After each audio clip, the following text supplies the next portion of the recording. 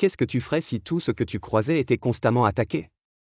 Si tu te retrouvais dans un environnement qui rejette tes valeurs et cherche à te faire plier? Voici l'histoire de Daniel, un homme ordinaire plongé dans un système hostile, mais qui a choisi de rester fidèle à Dieu, quoi qu'il en coûte. L'histoire de Daniel commence par une tragédie. Jeune homme, il est arraché à sa patrie lorsque Babylone conquiert Jérusalem.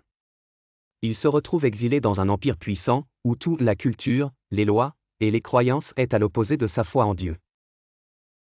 Malgré cela, Daniel et ses amis Shadrach, Meshach et Abednego refusent de se conformer.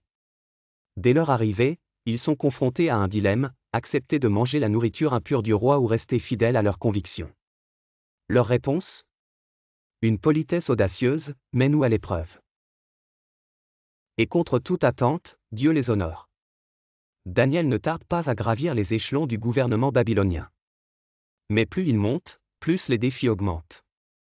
Sa fidélité et son intégrité suscitent jalousie et complot. Un jour, ses ennemis conspirent pour le faire tomber.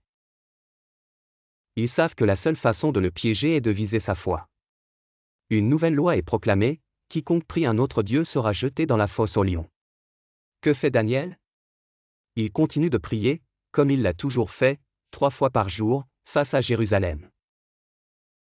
Daniel est arrêté et jeté dans la fosse aux lions. Imagine un instant, des prédateurs affamés, le rugissement résonnant dans l'obscurité, et aucune issue en vue. Mais Daniel n'est pas seul. Dieu envoie son ange pour fermer la gueule des lions. Et le lendemain matin, il est retrouvé vivant et indemne. Le roi Darius, témoin de ce miracle, proclame un décret louant le Dieu de Daniel comme le Dieu vivant qui sauve et délivre.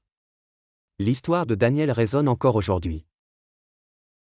Nous vivons souvent dans des systèmes qui remettent en question nos croyances, nos valeurs, et notre intégrité. Comme Daniel, nous pouvons nous retrouver confrontés à des choix difficiles, suivre la foule ou rester fidèles à ce que nous savons être juste. Dieu honore ceux qui l'honorent. Il ne promet pas une vie sans défi, mais il promet de marcher avec nous au milieu des lions, qu'ils soient physiques ou symboliques. Daniel était fidèle à Dieu, et cela lui a ouvert des portes même dans un système hostile. Ne pas compromettre ses convictions peut être difficile, mais cela montre où se trouve notre foi. Dieu est fidèle dans les épreuves, peu importe la profondeur de la fosse, Dieu est capable de sauver.